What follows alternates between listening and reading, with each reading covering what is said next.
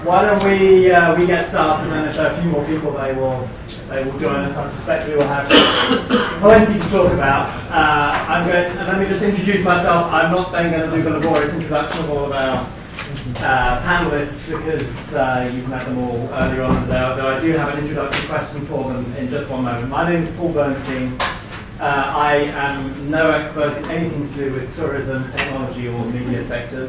I did once upon a time have a background in telecoms and technology. I worked for Vodafone in the UK, and then for a while with Vodacom in Midrand between Johannesburg and Pretoria, where their headquarters is. And at a time when they would say to me that they had a very large base of customers. They were and still are the dominant Samsung player in South Africa and in a number of other countries.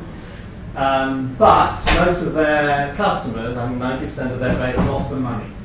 And they only served that base because in South Africa at the time,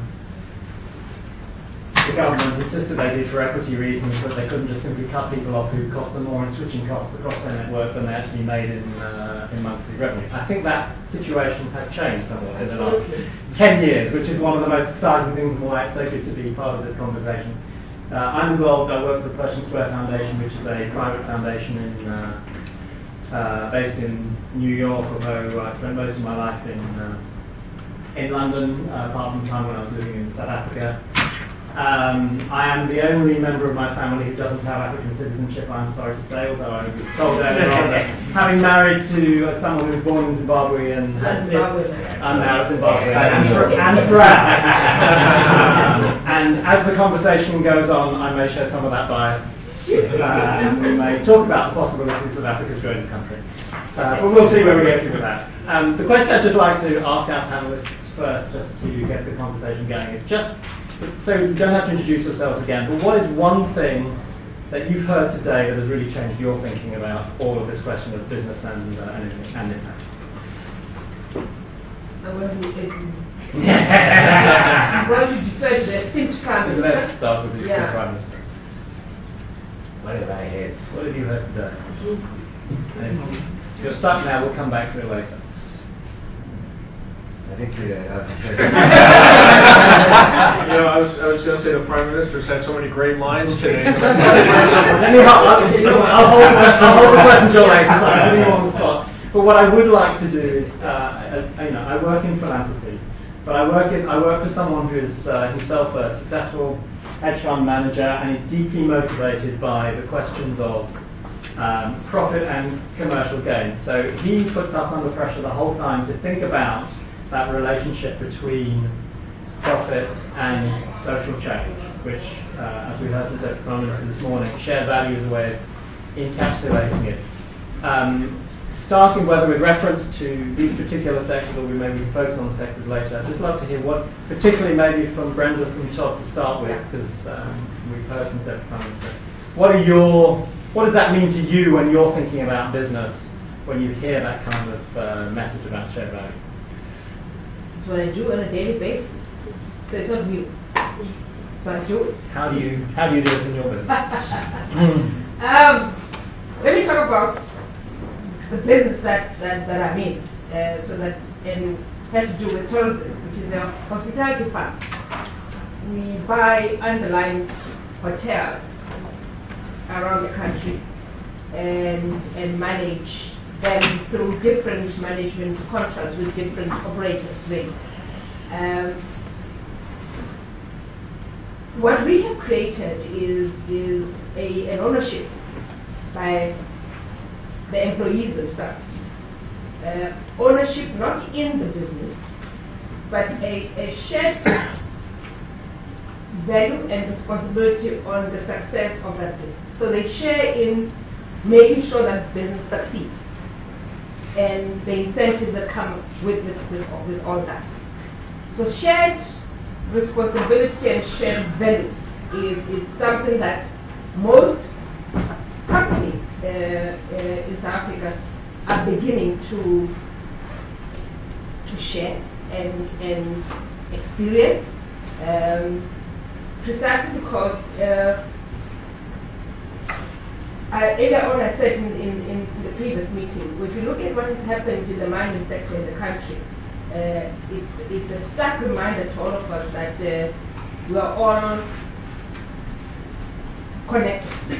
So employers, employees, communities, we all have to share in this prosperity, and it's how you do it that is fundamental. Because for a long time, as corporates, especially with mining houses, they had neglected the workforce, and then you had this wounded workforce that believe that they're not sharing in this prosperity and success of this particular company. You go underground, we extract these resources, but we don't benefit out of it. I come from a mining town that we used to mine gold, and all that money left that town. So that town never was developed, but it went to develop Johannesburg and everywhere else. So there's a recognition that you have to start in the backyard of where you operate. You can't empower anyone else outside that community. You have to start there so that those people are your champions, are your ambassadors in protecting that company and making sure that you succeed. And the recent situation with the mines in South Africa, to what extent do the problems illustrate that people don't want to get that message, or to what extent could this be a turning point that says people are starting to realise you have to behave differently? No, I think it has been the most painful one, especially for the country in the way that it happened, and the loss of life. For us to get to a point where you had to bring the social partners around the table and say, something has to give. It's crunch time. Something has to give. We have to change the way we do business and start to appreciate the talents that we have. And yeah, so that it has. Todd, what's shared value in airlines? Our shared values, and there's many of them, is being the national carrier of South Africa. Our role, or our mission is in several different directions. For one, we are looked at as being a source of employment for the country. We are looked at as a source of bringing new business, commerce, and tourism to South Africa and the region. And also, being the national carrier, we're state-owned, we're government-owned. We have one stakeholder, and therefore have a responsibility to fulfill all of those requirements of the government of employment and tourism, and also sustained profitability, which is something that we're working hard to achieve at the moment. So let's just focus on the tourism industry generally. What are the prospects for the industry generally in Africa and for particular countries, and how do countries get to the point of being able to take advantage of it? Right. For me, let's look at the broad topic. Yeah. Remember what I said in the presentation this morning. Our collective GDP in 2020 is going to be $2.6 trillion. Half of that is coming from what we call consumer-facing industries, $1.38 trillion, right there. So this is, of course, banking and others are missing there, but potentially that's a key driver of African economics. Forget mining, forget land and agriculture. As you saw from the chart I gave you, mining is $500 billion, agriculture $500 billion, but consumer-facing industries $1.38 trillion. So definitely a driver. Coming to the specific tourism, low-hanging fruit. Think about Zimbabwe, we've been damaged brand-wise, but the elephants are still there. The game houses are still there. So we've destroyed the agriculture and we're fixing it. So in other words, it's almost like a switch, tourism like a switch. People can come and see the animals and game parks. So it's a low-hanging fruit when you're fixing a country. Technology, it's an enabler, it's a facilitator, it's ubiquitous. It is omnipresent. So which means it can be used to drive the African economy in banking, in agriculture, in education, major driver of the economy. Media, again now, in terms of business and also in terms of transparency and also governance and so on and so forth. Another thing I want to emphasize why the key drivers. You don't need too much infrastructure, you just need a good idea, you need innovation, entrepreneurship. So in my mind, those are key drivers. Tourism in particular is one of our biggest strengths in Zimbabwe. And I think right now almost going to about 20% of our GDP and growing. And yeah, I think the same can be said of many other African countries. So there's huge opportunities in tourism. But let us be creative and talk about ecotourism, talk about health tourism, where you actually set up a hospital in Victoria Falls, where you have the world experts on certain, surgeries and so on. People come to do their medicine, they see the tourism. So let us be creative around the tourism, not traditional tourism, the new stuff of tourism. Tourism is buzzing in the continent, and this is what's happening.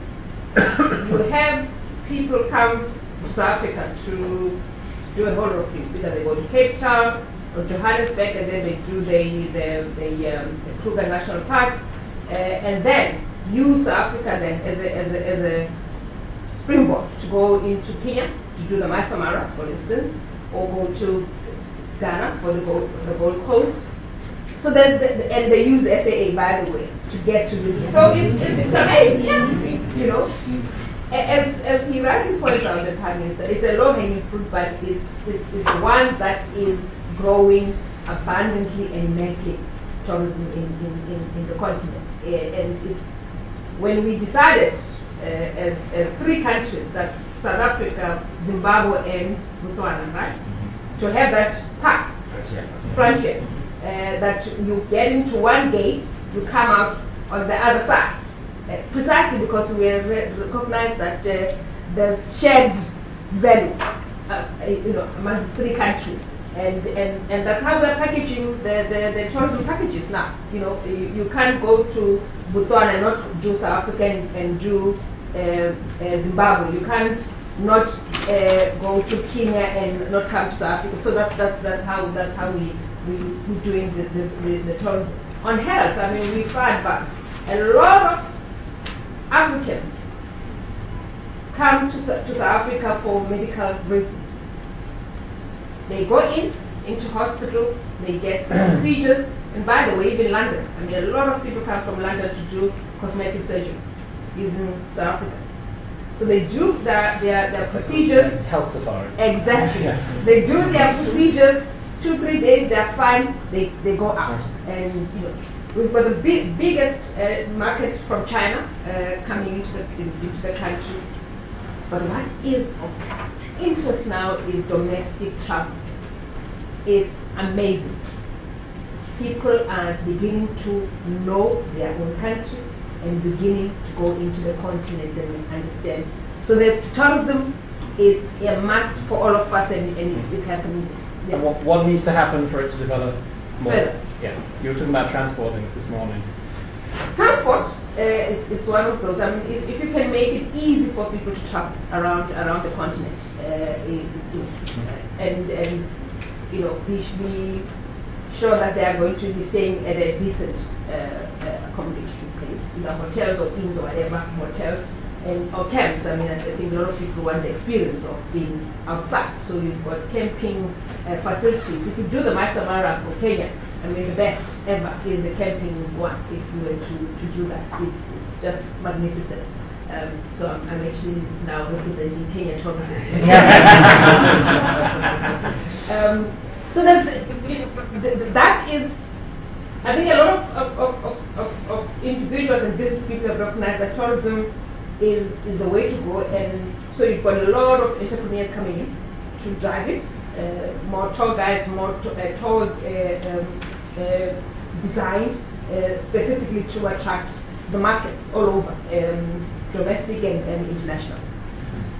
Okay. Just to emphasize before you comes in what we are talking about a regional tourist product where we cross-sell. Come to South Africa and you see Zambia, Zimbabwe.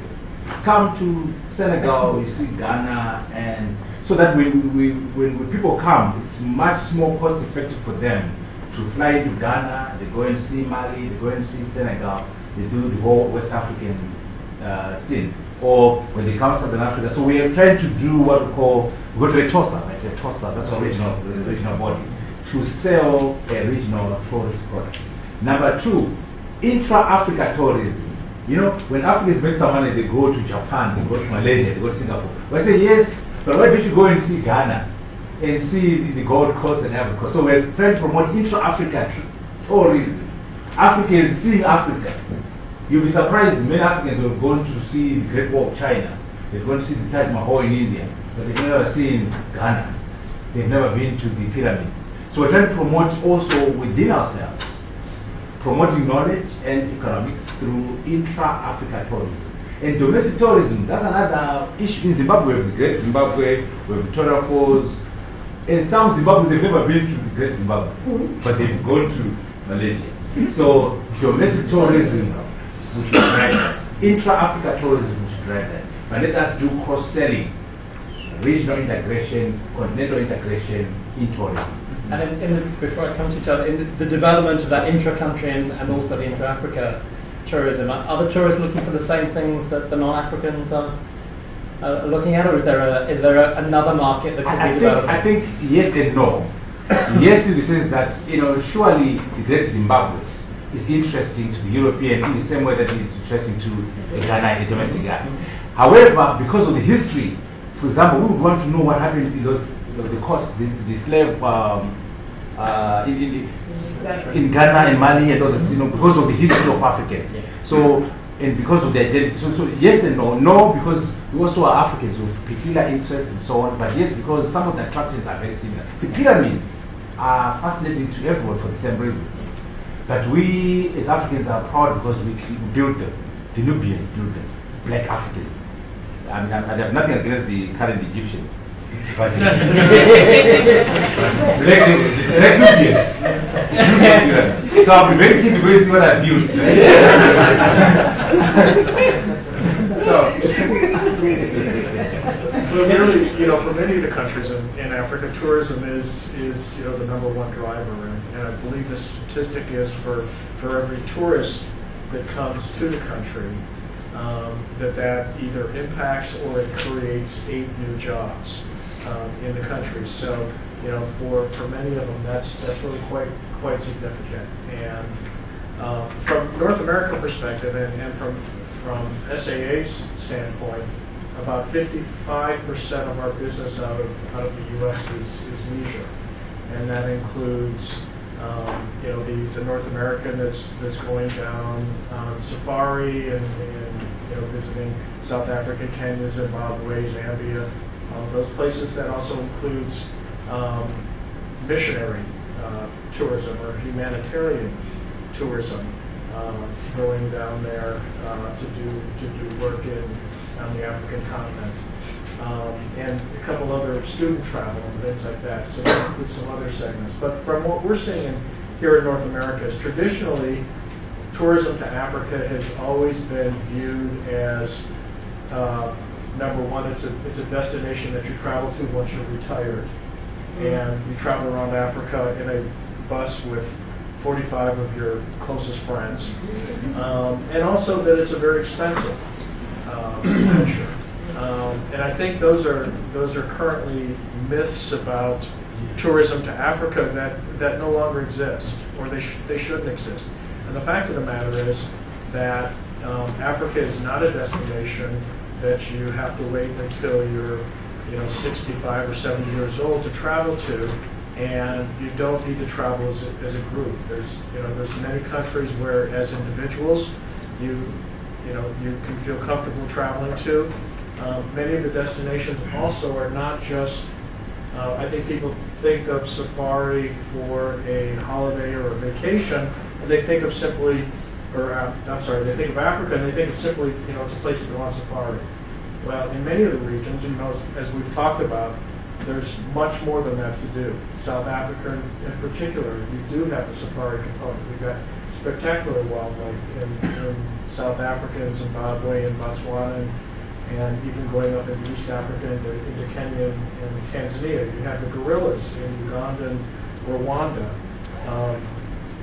But also you have the wonderful wine region in South Africa and the Western Cape region. South Africa is producing some award-winning, some world-renowned, very respectable wines that are coming out of an area just about an hour outside of Cape Town. It's also known for adventure. You're seeing adventure travel down to South Africa. Namibia, in fact, is hosting for the first time the Adventure Travel Expo. Their World Summit is going to be held in Windhoek in October, and this is the first time that this particular convention is taking place on the African continent. But I think also one of the things that helped to stimulate the tourism, or certainly the interest in tourism to Africa, is that was greatly helped a couple of years ago by the World Cup in 2010 that was hosted by South Africa. They did a tremendous job in hosting World Cup, and not only do I feel that it helped to elevate the perception of South Africa, but I think it also helped to change people's perceptions of the African continent as a whole as well. So, what we're seeing is really the dynamics within tourism changing on the continent, and it no longer costs $10,000 or $15,000 to do an African vacation, but you can do an African vacation out of the U.S., including airfare, 4 or 5 nights in Cape Town, 3 nights on safari. You can do an extension to Vic Falls. That's a little bit more, but those packages start at about $3,500. And that's exactly. We've got a vacation division that can do that for you. But I think with the fact that the pricing has become more affordable, that's also changing the dynamics or the demographics of the traveler to Africa. Besides, in my fond memories of the last things I've done in the last few years, like Aruba World Cup was a phenomenal effort for Africa in general as well as South Africa. But one of the most fascinating experiences I had was a meeting in London hosted by the then Foreign Secretary David Miliband, when he invited Prime Minister Tsvangirai soon after the global political agreement was signed and the government was formed, which was a great moment for Zimbabwe. And also in that, it happened to be, for those who know their Zimbabwean history, the meeting happened to be in Lancaster House, of all places in the world.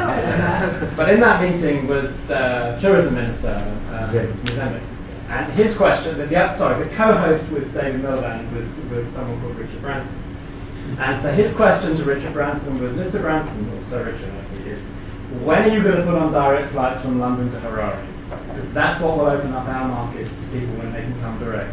What is the role that those in the industry, like airlines, can play in making the market happen and really making it easier for people to overcome those kind of barriers? The role that that we really play in looking at a lot of these destinations, and as I mentioned earlier this morning, is we've added about 7 new destinations in the past 18 months on the African continent. But we work very closely with the tourism organizations in each country, and we have very close collaboration, particularly with South African tourism, and looking at working with them to help identify what the opportunities are to stimulate tourism to the destination. And then regionally, we work very closely with Namibia, Zimbabwe, Zambia, Botswana, Mozambique, Kenya, Tanzania, all of the other primary destinations as well. But there's a lot of research that goes into new service that's being introduced into a destination. In both the airline and the tourism body, and also from the private sector, the hotels and some of the destination services that are provided in that destination as well, are very critical to providing input and support into any new service opportunities. This morning we were talking about some of the opportunities in ICT, so we don't need to repeat all of that. But what I'm interested in is going back to your comments earlier on about the thinking and then the doing. What I'd be very interested just to hear from each of you is, in thinking about opportunities in those sectors, what is it that people here and others that they know can practically be doing to make a reality of the developments that are obviously so ripe in ICT, media, or any of the other sectors they're interested in? Quite a lot. Let me take both technology and media. I think we're fully aware that a lot of people are moving away from print. So you are left with television, radio, and now social media. There's a scope there to grow in abundance, especially in the social media space. Correctly so, as you pointed out earlier, almost everyone in the continent has got a cell phone. That's powerful. Almost everyone has got a cell phone. So when FNB, which is the South African bank, wins the innovative award, World Global Innovative Award on banking, to make it easier for people in the rural areas to access money, for you here to send your grandmother money and be able to get that money through the cell phone and all that. That's innovation. That's what we're encouraging corporates to do, to be innovative, to access this untapped market that is using technology. So there's immense opportunities around. Why should, if we want to educate children in the manner that we want to educate them, and that they don't have access, you can't connect all of them through the internet because of bandwidth issues and all that. You've got new technology, you've got new, from GSM to all sorts of technological lingo that you can use, which is wireless, for students and learners to access education material on a simple Kindle that is affordable. We should be doing that. The Kindle that children can have access to, have books on them, and be able to learn. So those are some of the opportunities that exist in using technology to do all sorts of things.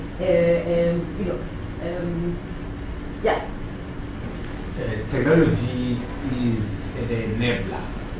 Technology is an equalizer. In particular, this wireless technology, wireless power. You must understand the difference between this and other technology. A car, for example, was discovered in the 90s, but your maid has no car. The poor woman has no car. TV is from the 50s and 60s, but the poor woman has no TV, the poor man has no TV. But guess what? This gadget called a cell phone, I was finding fascinating.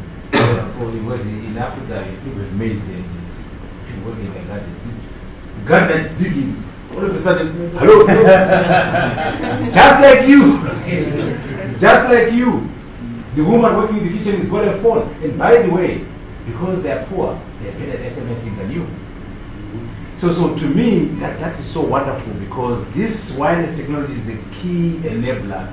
It's closing the gap between the haves and the have-nots. So let's take advantage of that to do a lot of things. And we've spoken about those things: health, education, banking, and so on. And even tourism. How can we use technology to enable and facilitate tourism? How do we use technology to facilitate media? Remember, newspapers, radio, TV. Now, internet. Now, news on the cell phone. Now, which means technology drives tourism, technology drives media. But what I want to emphasize is also a redefinition of the products. Beyond the traditional products, there's also now cultural tourism, historical tourism. When you go to South Africa, you can go to Robben Island. That's historical tourism. You can go to Soweto and see Mandela's old house and so on. That is tourism. That's another proposition. In Zimbabwe, you go to Highfields. That's where the liberation struggle started. You can go to our Tena farm, where the first bullets were shot in 1972. You can go to Chinoi and see the Battle of Chinoi in 1966. You can go to in Viscam, where what I'm simply saying is, let us package our history, our liberation struggle as tourist products to make money, but also to educate ourselves, others, and the world. But again, all these things can be made easier and facilitated by technology. Just on the cultural tourism, South Africa is known for the Cape Town Jazz Festival. almost everyone in the continent come to the festival now that it happens in April. The carrier, I mean, they don't even have enough flights available for the sheer number of people who are coming to the festival for 2 days. Then you've got Senegal that hosts the, what's the festival in Senegal?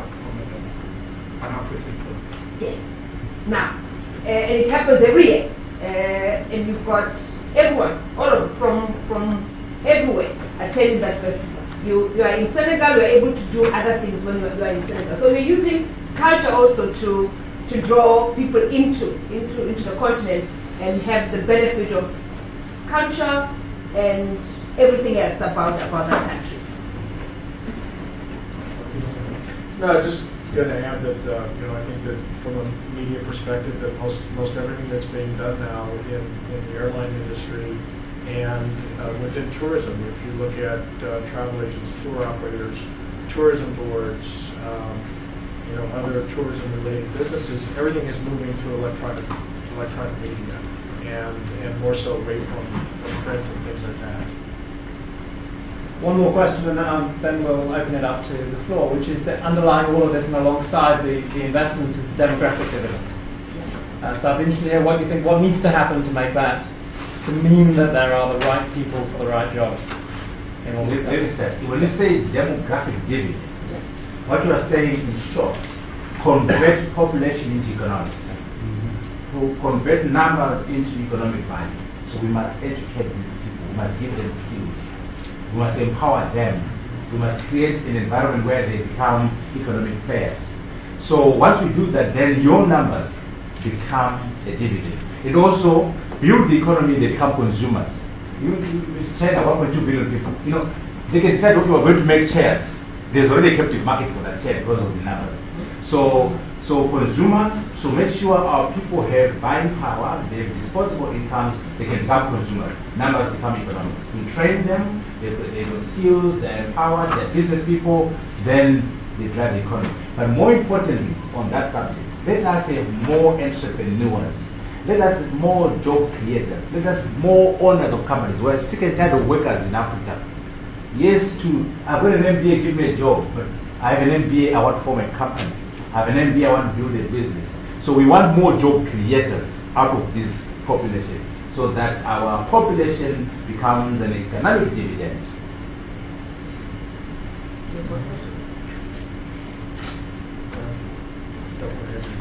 You want me to get it? Sure. And then we'll open up. Yes, true. Let's educate the consumers so that then you have or just all of us to understand to be part of the economy. Here's the thing that is of interest to me. And I was in my hometown. We've got what they call stock fairs. I don't know how many of you know stock fairs. It's a brilliant concept. Stock fair. Here's how the stock fair works. I belong to what? Being a professional. Because people always think that stock fair belongs to people who are poor. No. Stock fairs is you get together as a group of women or men and decide on contributing 1,000 every month. And maybe it's 10 of you or 12 of you. You contribute that 11,000, and that 11,000 goes to that person that particular month. So that's a stock fund, and that money for over 30 years has educated some of us, because that's how our parents segregated the money and made the money among themselves. They didn't take the money to the bank. Because the challenge for most people, and I mean when we talk about the low saving rate in the continent, and that we don't have a saving culture, we save differently.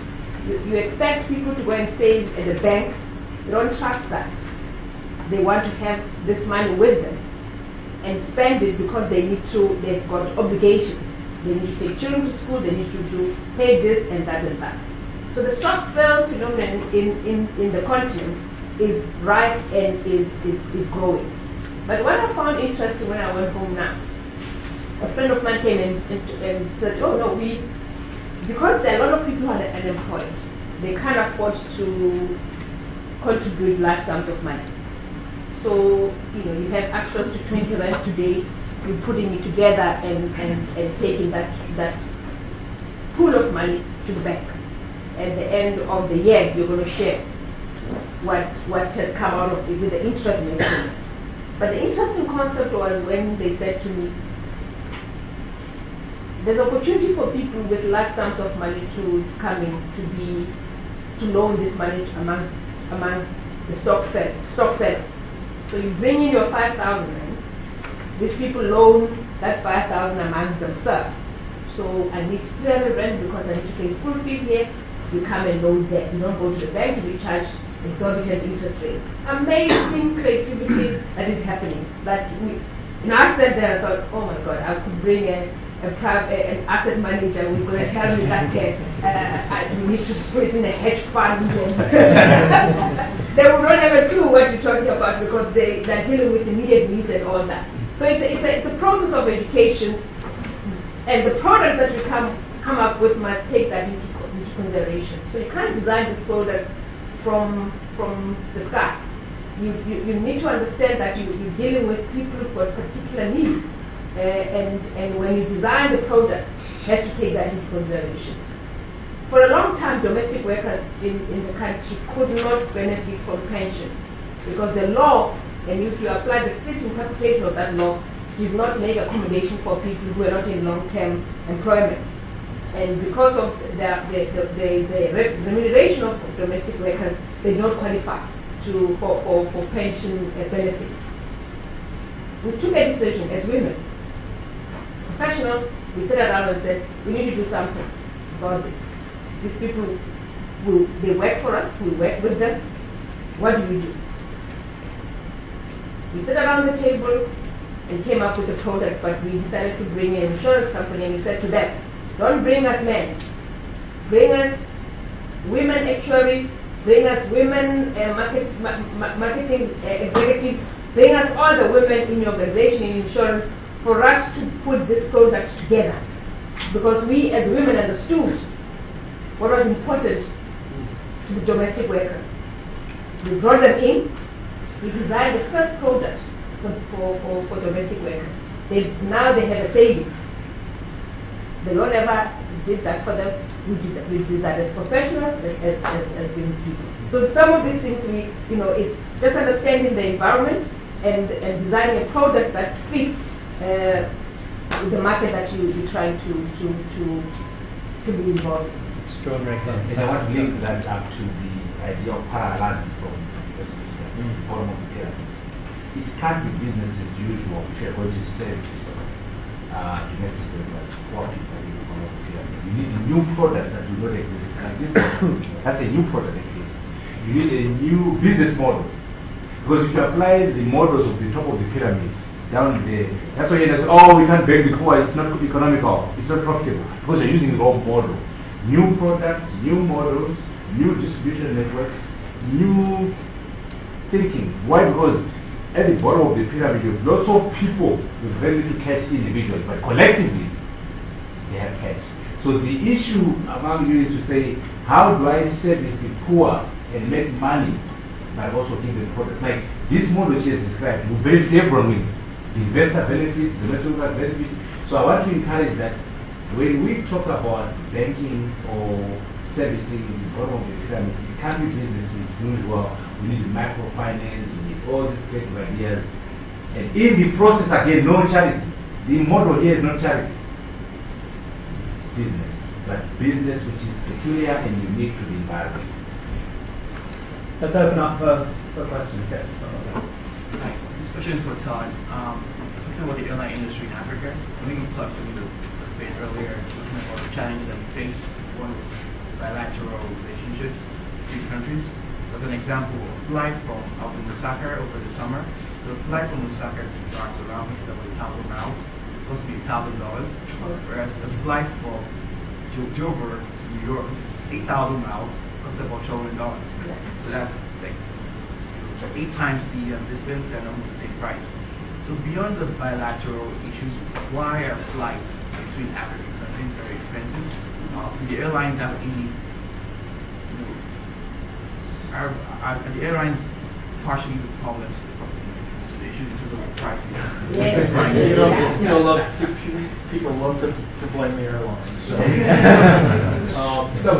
No, but that's partially a product of lack of bilateral service agreements, because a lack of those agreements also inhibits competition in the market. And what really drives pricing, and it's basic economics of supply and demand, is the amount of service that's offered in the market.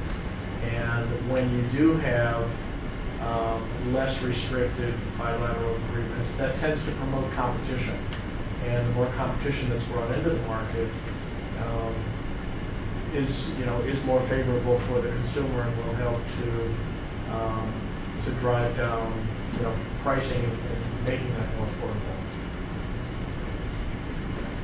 Yes, I'm glad I didn't have classes this afternoon, because you inspire me from what I've been looking for in dialogue. And you touched a few things, but I'm still looking at the discussion up to now, and although you have to stick to the theme, I believe we're sitting in an institution of learning, and you alluded to that a while ago. There's something which is missed when we have a discussion, especially when we have powerful tools like technology to connect. When it comes to education, nobody invents knowledge, but education itself is about to bring out what you already have. And the Greek word means educare. But I want to hear the intercultural, and cross-cultural perspective, so you can communicate across, because that's our problem.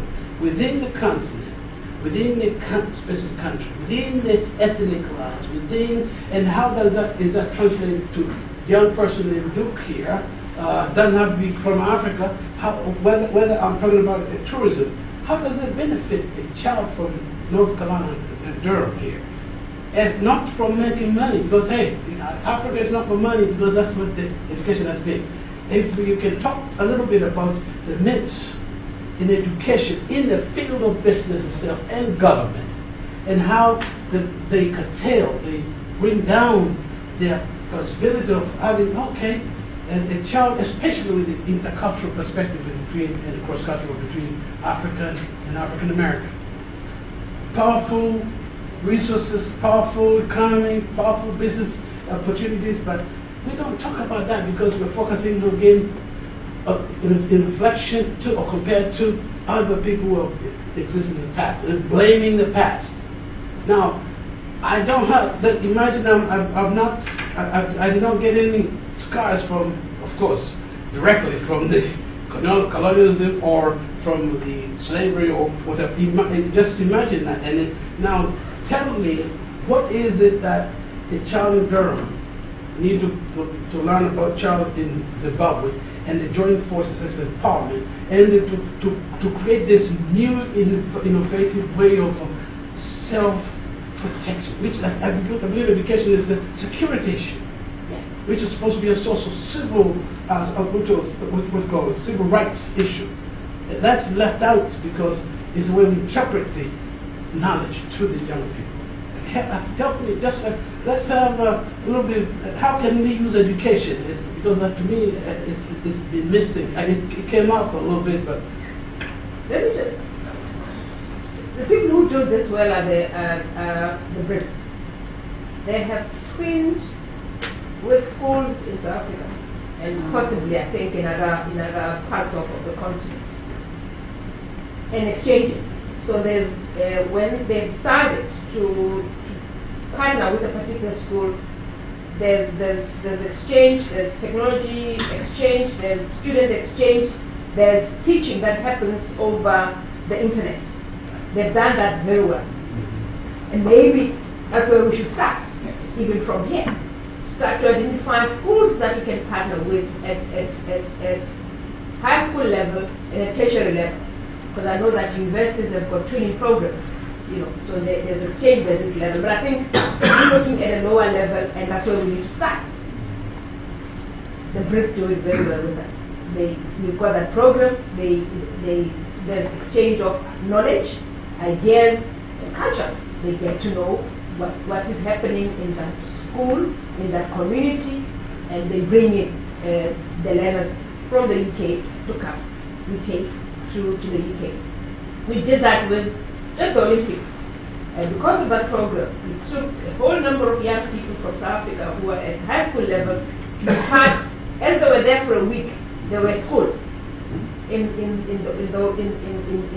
London, by the same time benefiting on the Olympics. It's a tough one, but I'll venture to say what we can teach is the universality of humanity through tourism, through exchanges. When a young person comes from Durham to Zimbabwe, to Ghana, they're going to learn about the world. One thing I found about America is very, as a generalized, very narrow, very inward-looking. Number one country in the world, no geography, no knowledge of geography. But if people travel, the young person from North Carolina goes to Africa, goes to Asia, they become aware of other civilizations. And realize that Western Europe, going back to Israel again, has been on top for 2 centuries only. In fact, the joke is that when China takes over the US, we're back to the old order. Because China was on top for about 18th century. The Europe and America yesterday came about. Again, what I'm saying is, by going to Mali, when you see those libraries in Mali, you realize that Africans had books and knowledge before colonialism. That will make you wake up and say, well, by the way, that's for a black and white child. The white child realized actually there was knowledge in Africa. The black child will say, I was writing before I was enslaved. When you go to Egypt and see those pyramids, you will think, what kind of physics was used by those Egyptians? When you go to the Great Zimbabwe, again, this is for everyone, you realize that there were other civilizations that did things before this current 2 centuries and so on. So I think universality of human contribution, universality of humanity, you get in touch with your history, confidence. Again, I'll come back to history. The African-American experience has been tough because of the loss of religions, the loss of names, the loss of identity through the 300 years. We take for granted, because I have a mountain in my village where I'm buried. I've got Mutambara. It's an African name, not European. I use Alpha, that's my slave name. I'm Guseni. You see, that's G-O, Guseni. So in other words, for the African-American child, when they go to Ghana, when they go to Senegal, Mali, you are set their self-confidence. I built the pyramids. I built Great Zimbabwe. Why can't I build a rocket today? Or math and do physics? Because 500 years ago, my forefathers were building the pyramids. In other words, I'm saying, let's unlock knowledge, let us unlock confidence, let's unlock universality of humanity, in addition to making money. Because I always like the money piece, because that makes it sustainable. Because to travel you need cash, $1,000. So somehow let us link the education to economics. Then it is sustainable. But it's a very good question you're asking us. So I was just in Africa doing a study abroad in Cape Town. So I got to travel around. And when I was traveling around and going to and from the US, I did notice that the majority of the travelers were retirees. So I was curious if there's like a specific age market, age range that you're targeting, and how specifically you're marketing to those people. In terms of the leisure traveler, as I mentioned, is traditionally it has been the elderly, the more mature traveler. But again, as competition has increased in the market, which has helped to put some downward pressure on airfares, Africa has become much more affordable, and so we find now that most of our marketing efforts are targeted towards the 35 to 54-year-old age group, and so that's changing the way we sell our product, the way we market it as well, and also for that particular age group is Africa's not a destination that you have to wait to travel to until you're retired. That it's feasible to leave out of the East Coast and go down and spend 9 or 10 days in Africa, have a wonderful vacation, and only have to take a week off of work. And so, because of the fact that the price point has gone down, it's made the destination more affordable. What we're also finding is that same age group, they go down, they get a taste of Africa, and whereas Africa used to be a once in a lifetime, now people are coming back and saying, I can't wait to go back. And so, they're starting with South Africa. The next trip, then they're venturing into Zimbabwe and Botswana and some of the other areas as well. Yeah, I'd like to kind of follow up on what was said earlier on in terms of ease of movement intercontinentally and within the regions in Africa. That I think he gave a good example of how expensive it is for a flight within the continent itself, and also the lack of infrastructure. So I'm asking policy-wise, what is being done to really move this ease of movement of not only goods and services, which is the kind of setup right now, but of ordinary people. I think Advocate, you mentioned earlier on in this other session that the informal sector in Africa is the bulk of the economy. And I know there are trade women. How easy is it for these people to move across the borders right now in terms of visas, in terms of just access to accommodation, access? So what I'm saying is we need an enabling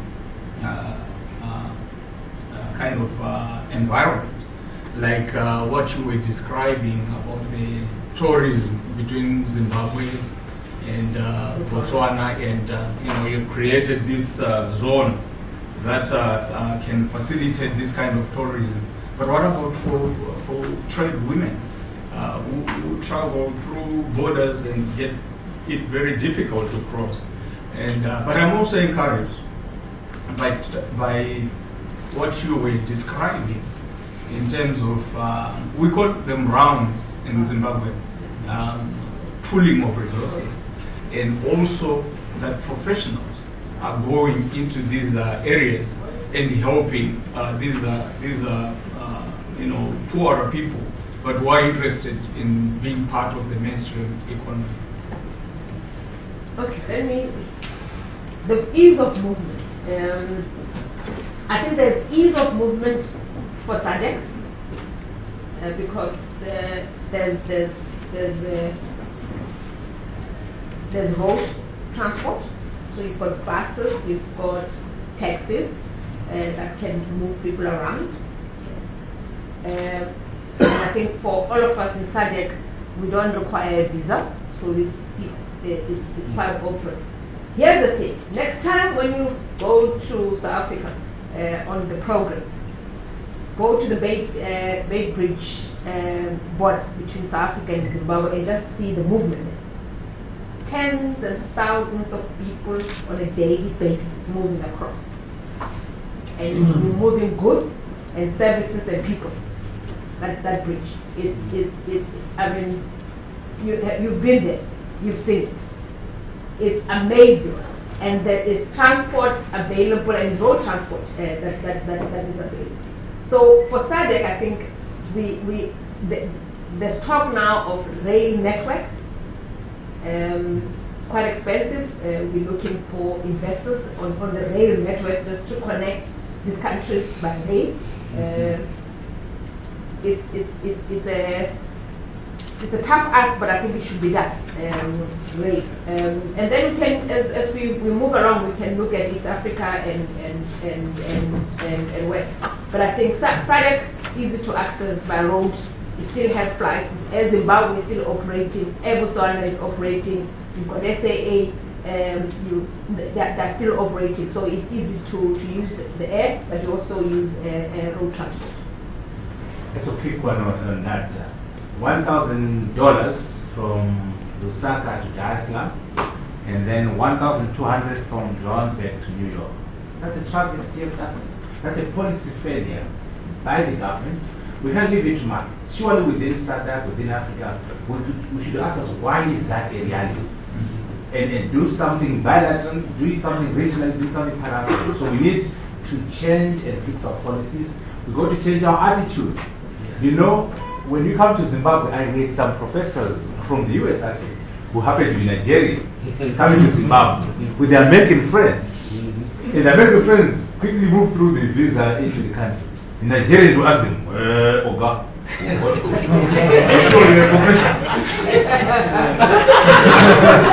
an African in Zimbabwe allows a white American to pass through very quickly, chop. His own brother, who happens to be Nigerian, is not Oga. And that's what I'm saying. Some of the problems is policy, technology, is also mindset. Do we want Africans to come and visit us? Or we want Europeans to come?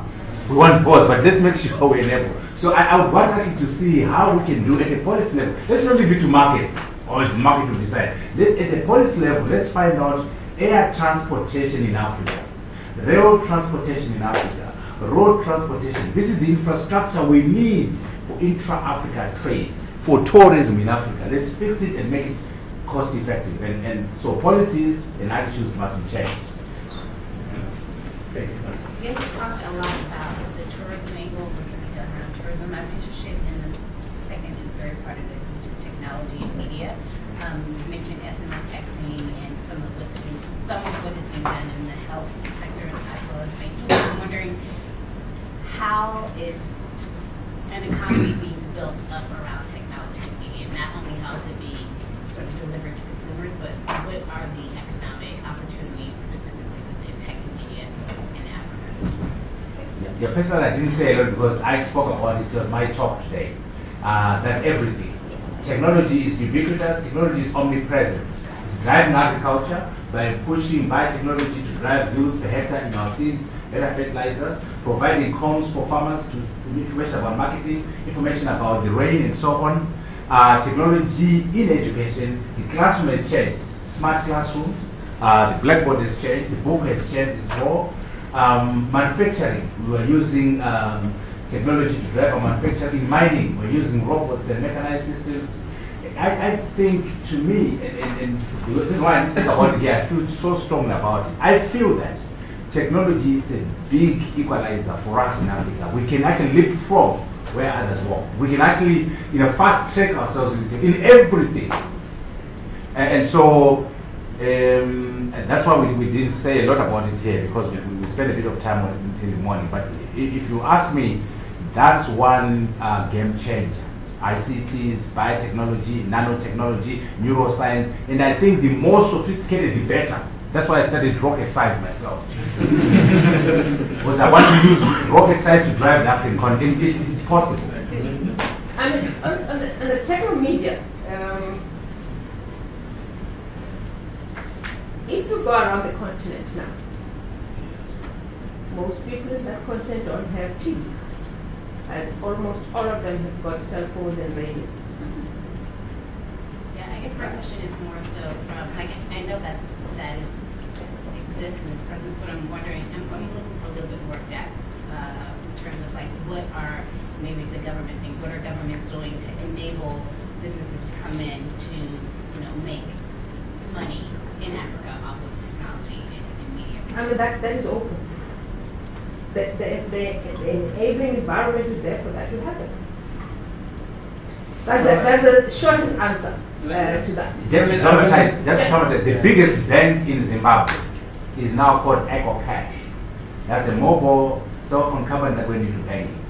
It is the biggest bank in the country. Mupesa, that's Kenya. And what we've done is we've opened up the mobile telephone area. We've opened up banking, what's called disintermediation, where a cell phone company can become a bank. So we as governments in Africa they've created an enabling environment where you can come in and register your cell phone company. You can come in with your cell phone company and go into banking. You can go into health.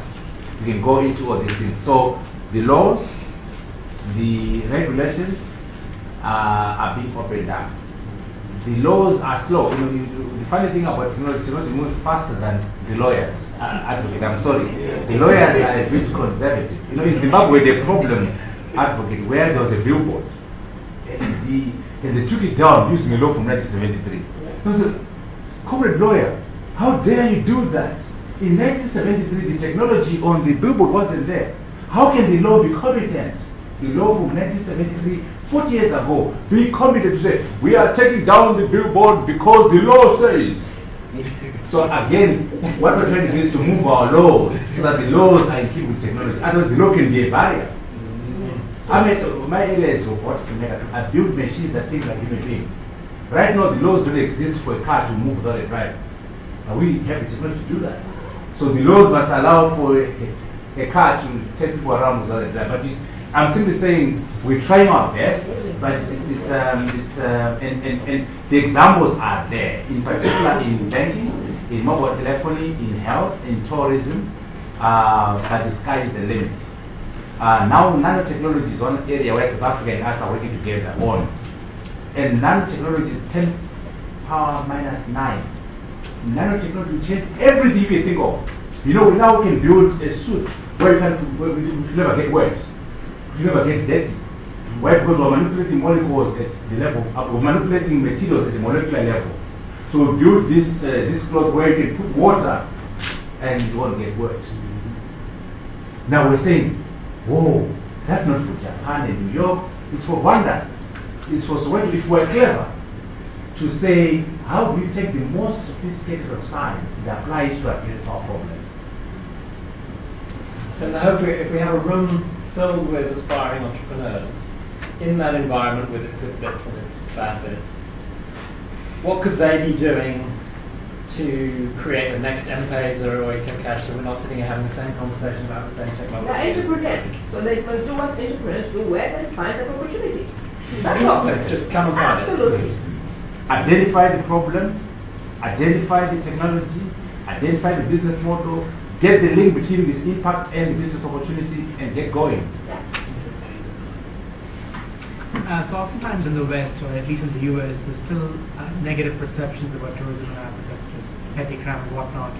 So the question for you is, during your lifetime, by how much have you seen these Western perceptions of Africa improve for the better? And what steps, if any, have you taken to improve these perceptions? Let me start with Africa because it always seems that crime is a deterrent, that people don't travel because of and we have been proved differently over the years. With all that, if you look at the Duane case that happened, his favorite hotel, the Grace Hotel in Cape Town, that's where this unfortunate incident happened. And if you look at Cape Town, till today, it's got the highest number of tourists coming into Cape Town, even with all that. So you try at all times to minimize these perceptions and keep on sending positive messages that more people are coming into the country and that safety is guaranteed, and hotel operators and all the partners, whether it's SA Tourism or the provincial tourism entity, all of them work together to ensure that the safety of tourists and even South Africans is upheld at any given time. So we try all the time to put out positive messages to everyone, just to know that there is, you can come into the country, enjoy yourself, and go back. And that has happened with a lot of other tourists who have been into the country and nothing has happened to them. Same it will happen to me for the first time here, that I get robbed, but it's not the order of the day in North Carolina, of course. Absolutely. But we try to ensure that that's not what drives your tourism, and people don't have that perception about your country that the only thing that is good for is being mugged all the time. The challenge is that Africans are never telling their own story. The story of Africa is being told by other people.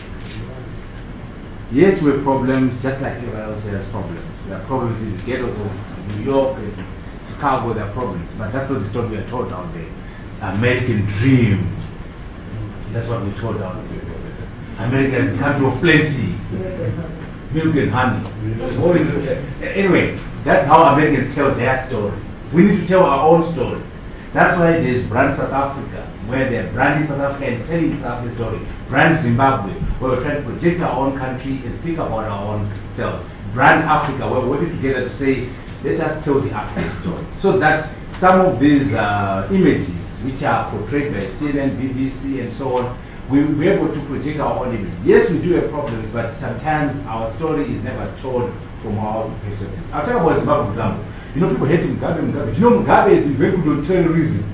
There's never been a single terrorist attack in Zimbabwe. He's very good at sorting them out. But why did you give us credit? You can say, Mugabe is good on terrorism. Why did you say that?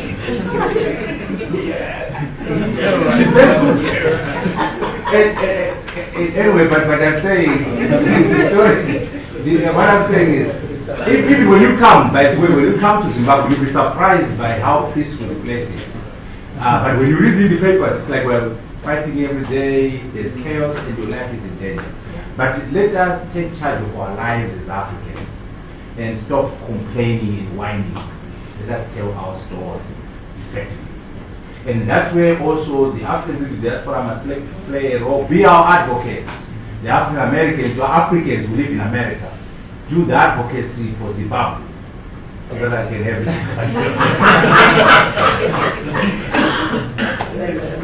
Before we come to someone, it took me nearly as long to get here from New York yesterday as it would take me to get from London to Johannesburg. I sort of endorse your comment that it's not all wonderful in the land of milk and honey. That telling of the story by Africans, I think, is absolutely critical to get in. And as you say, in Zimbabwe, not only is it's very peaceful, but I think the other thing that is very striking, and I mean many people here will know this, but when you go to a country like Zimbabwe, when you go and visit, I remember going to a hospital.